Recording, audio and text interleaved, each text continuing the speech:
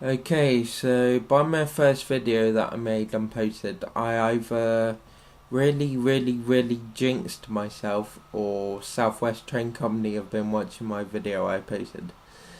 So a week ago I went to see Blink-182 in concert up at the O2 Arena in London, and I pre-booked disabled ramps and everything prior to it, so I rolled up to the train station and met a woman and explained to her, and she was like, "We got you down." She was like, "What's your name?" I told her my name, and she was like, "Go wait on the station floor."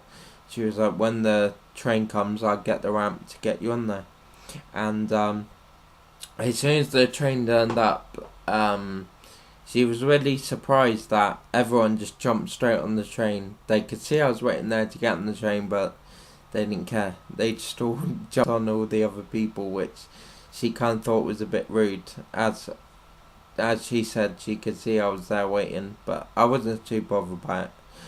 So I got on the train, and then the train guy spoke to me. He was like, "You're going to London, right?" And I was like, "Yeah." And he was like, "Alright, the lady ran through, they know you're on your way." So when we got through to London, the guy met me up there to get me off the tube, and he get me off the train, I mean, not the tube. And he was the first guy ever to say it to me. He was like, "Are you getting another train, or where you going?" And I was like, "No, I'm getting a tube, going to North Greenwich," which is where the O2 Arena is. And he told me like where the tube station was, everything like that, which none of them have ever done before.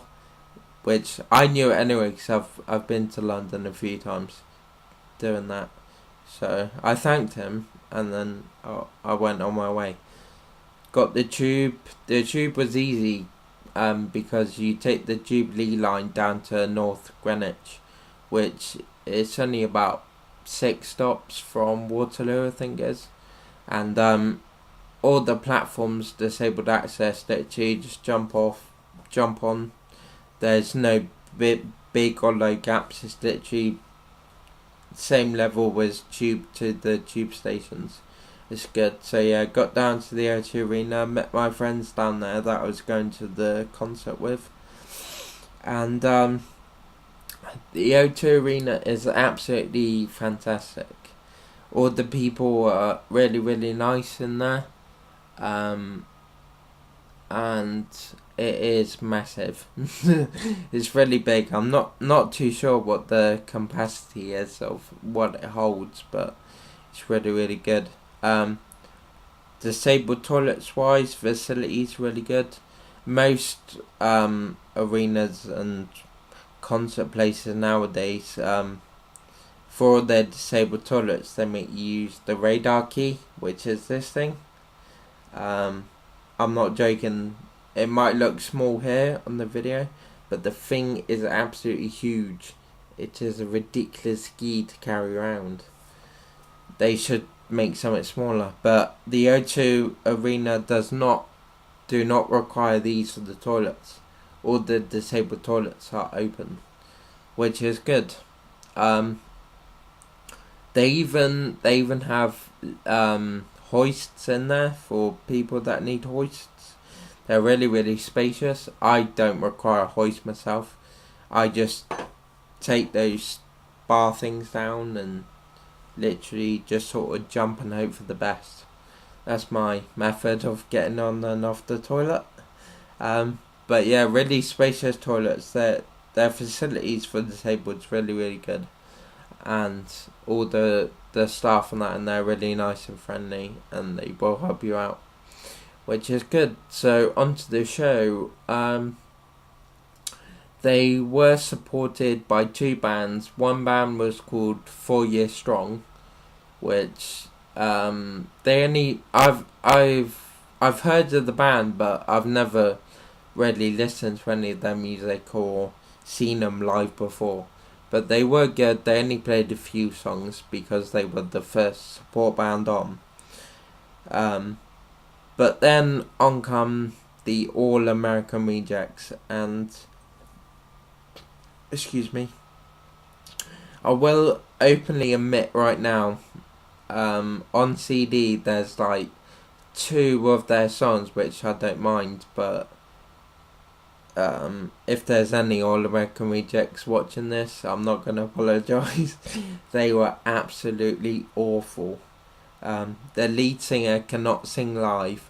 He kept trying to put on this awful British accent, which just did not work. And I mean, there was a lot of screaming teenage girls in the audience that were loving him, but I was just like, have they actually got ears?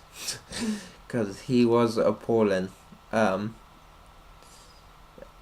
Unfortunately, I am going to go see Blink-182 again at the Bake in Bournemouth, and the All American Rejects are supporting them again, which I am quite thinking of buying earplugs for it, for when I have to sit through and watch them all again, but never mind.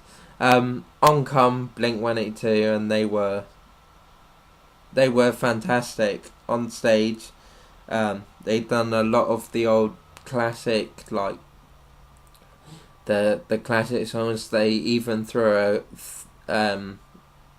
they played a few of the new songs off the new album that they've got out at the moment, which was, they were good. I like the new album, Neighbourhoods it's called. I do like it, and I am a fan of Blink-182. I know I'm sat here right now with a Avenged Sevenfold hat on, but you like what you like, don't you? So yeah, Blink-182 were really, really good live. They've always wanted to be a band that I've wanted to see live, and now I've had the chance, and I will get a chance again next month to see them at the Vic. So yeah, on the way, after leaving the gig, got the tube back to Waterloo, got into Waterloo about 11:30. My train back was midnight. All the information kiosks and stuff were closed, so I was like, oh shit, how am I gonna be able to contact someone to get me on a train to put the ramps down and stuff. So I rolled up to this guy on the side, spoke to him. He was a really, really nice South African fella, and I explained to him, and he radioed through, and they were aware of me, so he was like, oh, wait with me, and he was like, if when the platform comes through, I'll take you down there.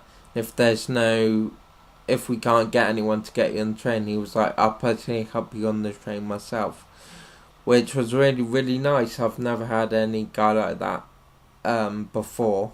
So the train come through on the platform, we went down there. There was another guy down there, so the guy shook my hand, the South African fellow shook my hand and was like, have a safe trip back and stuff, and I was like, thank you. And then got on the train. I did not get back into Bournemouth into 2:15 in the morning AM, which it was pretty long night. But as soon as I got off the train, I went into the Anvil, which is a rock bar in Bournemouth, and every Friday night my friend DJs down there. He also works in the Anvil as well, but he DJs till like 3 in the morning, so I caught like the last 40 odd minutes of it. And the Anvil, so it's really, really small. It's not very great. They don't have, well, I mean, it's great, but it's not great as in because it's quite small. They don't have any disabled facilities in there, but there is two bars across the road that have disabled access, disabled toilets, and they've never had any problem with me using them. And so that's what I do. I just go across the road if I need toilet. It works. But yeah, the Anvil is really, really good. I like the crowd in there. The people that work in there, the bar staff and all that, really, really friendly and nice. And it's just an absolute great night. It's like the Poison song. If you want nothing but a good time, go check out the Anvil. If you live in Bournemouth and you've never been there, or even if you're visiting, go check it out. It's really good.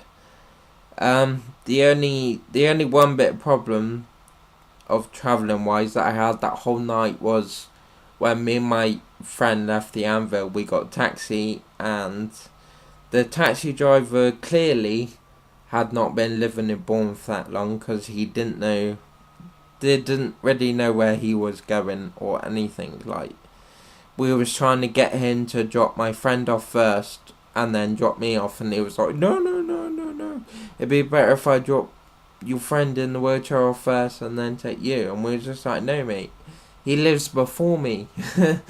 Which in the end I just told him, and he did listen, and it all worked out. But that was about the only bit of nightmare that I had that whole travel. So it was a good evening. I had fun, and look forward to the next videos of my adventures. Okay, that will wrap it up for now.